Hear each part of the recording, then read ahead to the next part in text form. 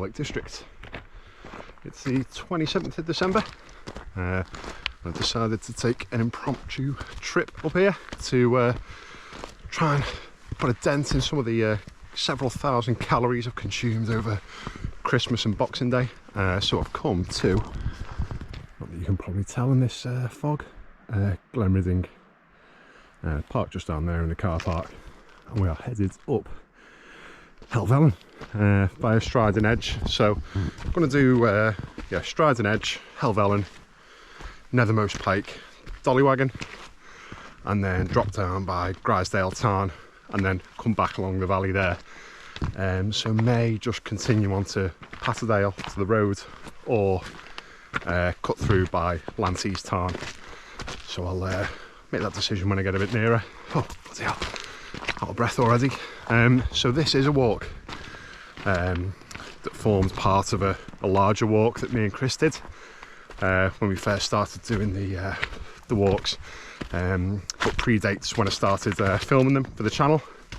So the walk we did was from the much maligned Stuart Marshall book.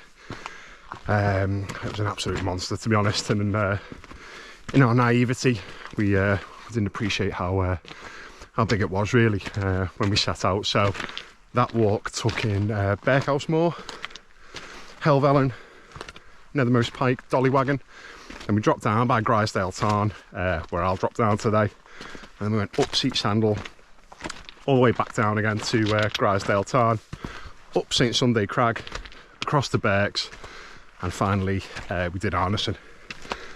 And I think we stayed in, where did we stay that night? Stayed in Ambleside, finished the walk as it was getting dark in the summer.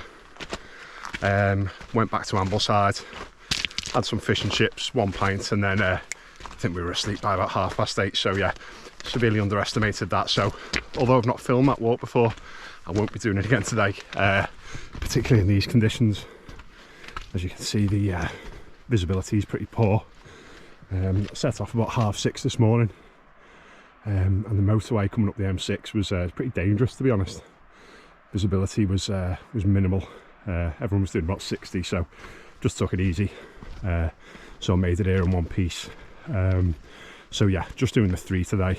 Another reason for not doing the 8 that we did previously, other than the the fact I'm probably not fit enough, is the hours of daylight that we're going to have today.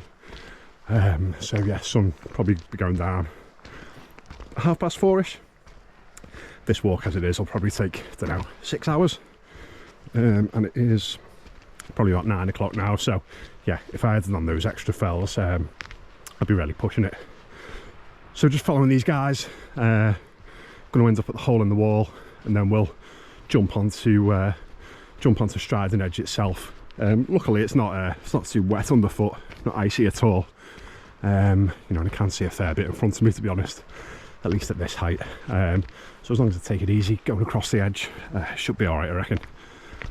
So yeah, let's trudge on here, get some distance under us, and I'll pick up again when we're nearer the hole in the wall.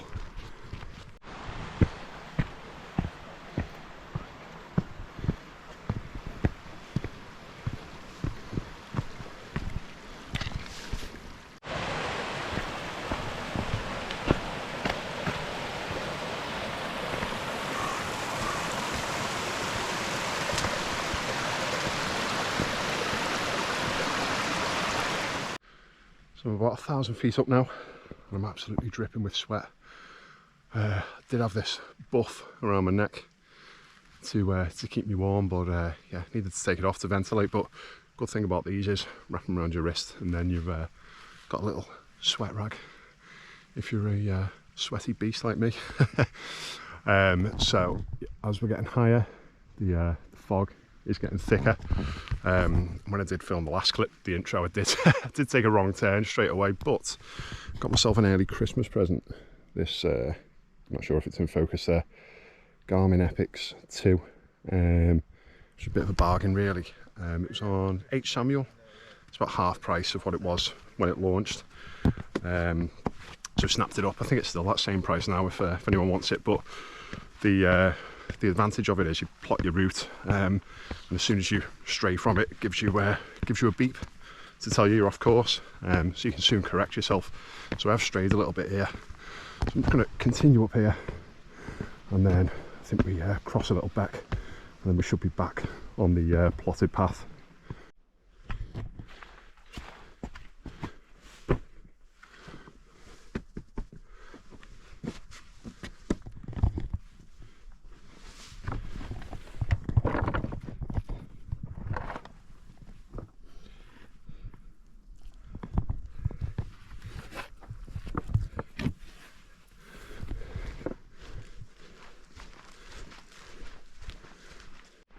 So there we go, a couple of mins and back on the correct path. So if we just follow this, it'll take us to the hole in the wall and then directly on to Striding Edge.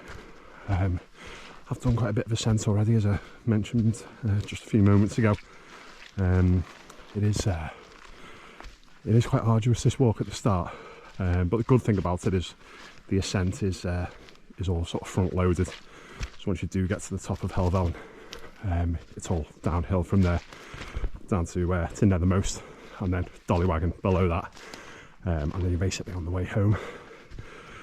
Because it is no mean feat, Helvellyn. I think it's the second or third highest. I'll have to double check. Over 3,000 feet anyway, which I think sometimes gets overlooked really, because people associate the walk with Striding Edge and the dangers of that, rather than focusing on the height of Helvellyn itself. So yeah, Striding Edge can definitely be dangerous, as we'll see when we get up there. But conditions are all right today, I think. There's no ice underfoot, there's no wind, visibility is low, but I can see a good 50 metres or so in front of me, for now at least anyway. So hopefully that keeps up. I think as long as you're careful with what you do, don't rush, you're generally okay. That being said, I think a couple of people do die on there each year, so just ensure that you're adequately clothed, right footwear, and give it a bit of research beforehand. A good tool to use actually is the Ordnance Survey app. If you get a paid membership of that, which I think is about £7 a month, plot your route on a PC or a laptop, and then once you've plotted it, you can do a 3D fly through of the route that you're taking, which really sort of helps bring the route to life. And certainly for something like Striding Edge, will give you a good idea of what you'll be facing up there, as well as countless YouTube videos that'll be out there that'll be much better than mine, and certainly be taken on much clearer days, I'm sure, a lot of them. So yeah, just if you want to do it, just take your time, and as I say, be careful. It is a very popular route, this. I think even more so since COVID. If you were to come up here in the summer or on a bank holiday, it's like the M6 really. I've seen a few people around today, but not too many so far. I think the fog's probably put a lot of people off, as well as hangovers from Boxing Day. I'm not feeling too bad so far anyway. Had a bacon butty before we set off. I've got a trusty meal deal in the bag. So on we go, next stop, hole in the wall, and then we'll begin to ascend again. Just noticed some pretty sizable footprints here. Some of them look like they're hooved. So I don't know, do they have a I'm not sure if they have a Boxing Day hunt these ways? Not too sure. Yeah, there's a big series of them back there in the softer ground. Oh, so it was a bit boggy there actually. Back on the normal path now. I did debate wearing my my Gore-Tex trainers today, because they do have a Vibram sole on them. But I checked the grip on the bottom of them this morning, and they are a bit worn down in places. So this is not a place where you want slippy soles. So I've got the trusted salvers on. Hopefully will see me right. Views for days, eh? But talking about the popularity of the walk, I remember a programme that was on a few years back. I think it was Britain's best walks or Britain's favourite walks, and people voted for their 100 favourite walks, I think it was. I think Julia Bradbury presented it, and there were several from the lakes, one or two over by Buttermere, but number one was this walk. And it is, it is amazing when you've got a clear day. It's a good challenge, and the views back down towards Ullswater are amazing. Over to St Sunday Crag as well, but not today. I haven't seen anyone for a short while now either. But it's like when it snows, when there's thick fog, it really seems to dampen the noise around you, and really heightens the sense of isolation, which isn't necessarily a bad thing, because Christmas is a busy time, and puts a lot of pressure on people as well, I think. So it's good to get out into nature, decompress a little bit, recharge the batteries before returning to work in the new year, recharged and refreshed to do it all over again. Oh, so here we go. I need to watch my bearings here. Yeah, I'm still on the right path. Little way to go yet before we get onto the edge. So we keep trudging up, but it does feel humid today, even though it's probably only about 4 degrees, I reckon, up here. Probably because of the fog. I'm dripping with sweat. Good to get it all out though.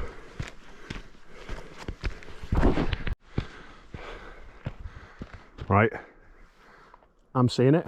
Not sure if the camera's picking it up, but I can see blue sky up there, and down there is cloud. There's the sun. So fingers crossed, when I get up there, we should hopefully get some good cloud inversions. I've brought the drone as well, so it'd be great to fly that out across the cloud inversions if there are any.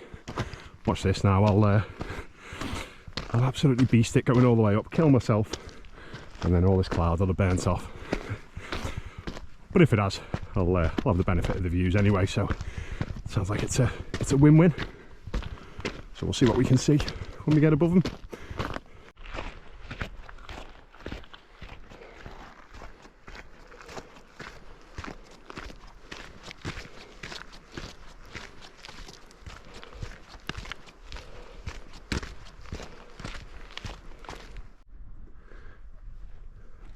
Well, I don't think I need any words for that. Unbelievable. Absolutely everywhere you look, cloud inversions. Down towards the Tarn on the other side there. I didn't have much hope of this when I started, to be honest, as I think I said at the beginning. But you'll know, you'll have known before I did that this was going to happen, because I will have put the drone footage at the beginning of the video. Absolutely unbelievable. I thought it might have all burnt off with the sun as well as I started to come through from down there, but luckily it stayed. I wouldn't have got this sitting on the couch eating Quality Street, watching Wallace and Gromit again. Superb. I've just got to get out here. If you don't come, you don't see it, do you? Amazing. Don't want to carry on, just want to sit here for about an hour. But onwards we must go. Striding edge in front of us here, and the looming mass of Helvellyn in the distance, and then this valley here just leads to towards Red Tarn. So we're going up the top and then hooking a left to Nethermost Pike down to Dollywagon, and then the valley we're going to come back down is currently shrouded in those clouds there. Amazing.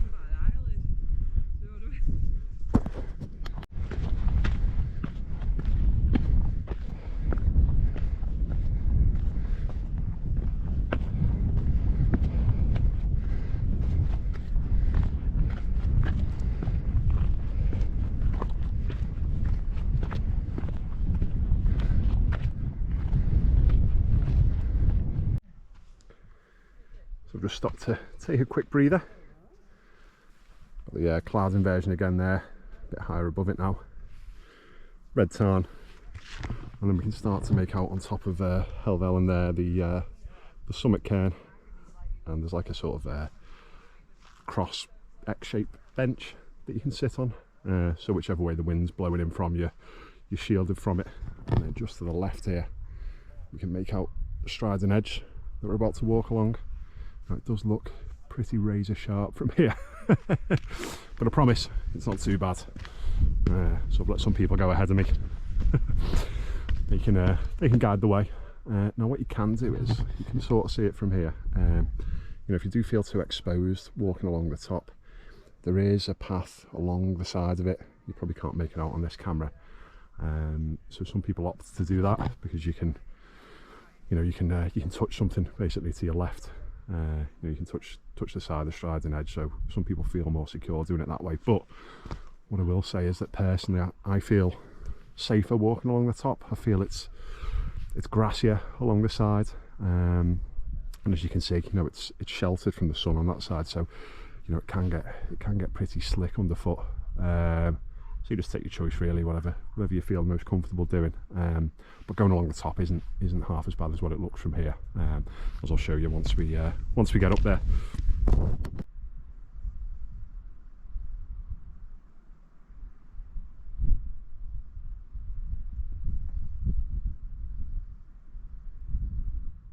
Here we go. So we're on striding edge proper now. As you can see, it is much broader than it looks from back there, but you do still have to be careful and watch your step. Try and have 3 points of contact at all times. So yeah, just continue this way, and then we can see where the ascent starts to kick up there to the summit. So it'll soon be upon us. So I really could do with a chest mount for doing this, because the camera obviously takes up one of my hands. You can see some people there walking along the side route I've mentioned earlier, but I think we'll go over the top, as I said. So I'll put my camera away for now, so I've got both my hands free, and I'll pick up again a bit further along. Well, no sooner as I put my camera away, then I just turned around the corner of some rocks, looked over there, and again the cloud inversions are just amazing. Sort of like cascading down there, like a waterfall between, I think that's Fairfield, just down into the valley there. Absolutely unbelievable. So now I will put the camera away.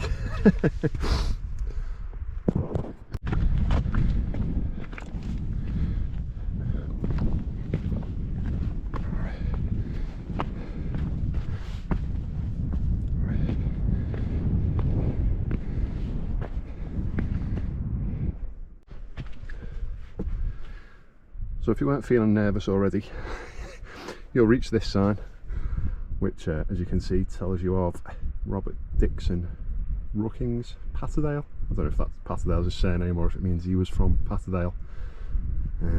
Died 27th of November 1858 when following the Patterdale foxhounds. So I assume he's gone over there somewhere. So as I say, yeah, if you weren't feeling nervous when you reach that sign, it might fill you with a little bit of dread, but yeah, it's not too bad. As you can see here, quite wide. Just got to be careful of the striations here though, because if you're sort of walking along them and they're a bit slick, you know, you can be prone to slipping. But just take your time. And then a bit further ahead we'll reach I think it's called the Chimney, which is a little bit of a climb down with a bad step at the end, which is where I think a large proportion of the fatalities happen. I need to get a move on really, but I just can't stop looking at all the cloud inversion, which I think I've mentioned once or twice or 100 times now. But it really is amazing. The tarn in the shadow of the mountain there. See over to Catstead Cam with its distinct pyramidal peak, Always use that as a bit of a waypoint because it's so distinctive when you're on the other fells. Gives you a sense of your bearings, which I always need. You can see the way we're going actually. Nethermost Pike, Dollywagon. A couple of patches of snow up there actually. Not enough to build a snowman though, I don't think. But yeah, I'm going to move on. Stop gawping. Stop chatting on. So we finished the first part of the ridge, just where that couple are there. Flattens out a bit. And you can hop up along this bit where I am. We can take this lower path. You can see why people might get crag fast up here. It is pretty narrow, and you know, if you fall down there, there's nothing stopping you until you get to the bottom. But you know, if you're feeling nervous, you can just crouch down and grab on with your hands and sort of meander across. Take your time. Still a lovely day. I think I'll stop for some food when we get to the top of Helvellyn. Got the trusty meal deal, although with it being just after Christmas there wasn't much choice, so I've been left to resort to the classic ham and cheese. Pretty boring, but should keep me going until I get something more substantial later. So yeah, better keep going. What time is it now? Let me check. It is 11:36, so yeah, really slowed down because I've been stopping and getting the drone up and admiring the views. But as I said before, the sun will start to set about 4:30, but should be plenty of time. I'll be up there in less than an hour, I would have thought, as long as I stop stopping and plough on. So yeah, that's what I'm going to do. I'll probably film again when I get to the chimney, because it's quite an interesting little climb, although you probably won't be able to see much because I'll have my face pressed against the rock. Maybe I can film someone else coming down it, but can certainly show you what it looks like once I've emerged on the other side, if indeed I do emerge on the other side. So wish me luck. So we're pretty much on top of the chimney now. I think I might try that way. It does look pretty dicey though. I'm not sure if there's a better descent off the edge there. I'll go over and have a look. I'll have to turn the camera off though. Ah yeah, here we go. This is the proper descent, traditional descent. I suppose as long as you can get down safely, they're all as valid as each other, but I think this is the most popular one. Yeah, there's a few sort of steps there along the way. It is wet here though, because as you can see, it's all in the shade. Obviously I can't film myself going down it because I'm on my own, and I'm not going all the way down to place the camera to come all the way back up again to climb down again. So you just have to believe me. Well, I mean, there is no other way down. You know, I've got to go down this way, whether it's this way or the previous way I just showed you. So yeah, wish me luck. I'll hopefully see you in a couple of seconds. There we go. So I made it down, just there behind me. It's not as bad as it looks really. Just got to make sure you take your time. You've always got your hand on something, and just think how you'll arrest your fall if if your feet slip. But it only took me 20 seconds to get down there, so really not too bad. And that really marks the end of the the more treacherous part of the walk really. There's a bit more of a sort of ridge here, but it's it's far broader. And then we just have the last kick up to the summit of Helvellyn there. We can just see a couple of people. So not too far to go, and we'll be up there. And then, as I said earlier, it's pretty much all downhill from there. So I'll see you at the top. Quick breather. Just take the opportunity to look back the way we came. So the hole in the wall is down there, where the path meets the wall. And as you can see, striding edge in front of us. And again, from a distance, it looks much worse than what it actually is. But yeah, you can appreciate the danger of the drops over each side from here. Still getting the amazing cloud inversions. So it looks like it continues out over the other side, across the Helvellyn way. So we should have some amazing views for a change. Let's finish these last 100 feet or so and see what it'll treat us to on the summit. Here's yet another reminder of how dangerous it is up here. So it's pretty hard to read, particularly as it gets towards the bottom. But it says, beneath this spot were found in 1805 the remains of Charles Goff, killed by a fall from the rocks. His dog was still guarding the skeleton. Walter Scott describes the event in the poem Climb the Dark Brow of the Mighty Helvellyn. Wordsworth records it in his Lines on Fidelity, which concludes as follows. I can't really read it, to be honest, but from what I understand, I don't know how much of this is just a myth, but the dog stayed by his skeleton, which turned out to be a good source of food for him. Because I'm not sure how else the dog would have stayed alive, really. Although I don't know how long the body was laying there for. So yeah, he fell off here.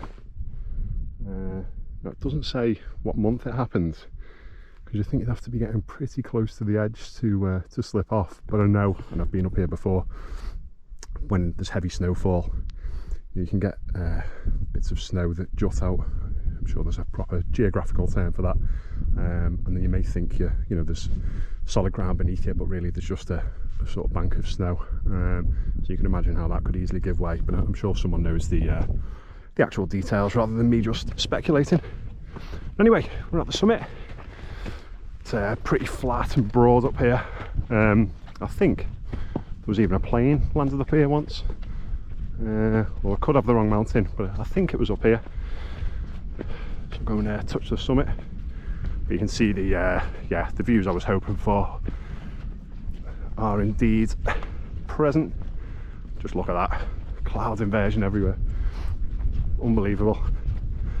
I'll see if I can get the drone up, but I'm always conscious of disturbing people's peace when the drone's up in the air, because it does sound like a giant mechanical bumblebee of doom for the first few feet. Although once it's a few meters away, it's surprising how quickly you can't hear it anymore.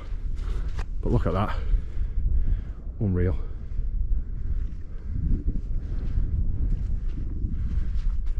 And that's the way we'll be going next.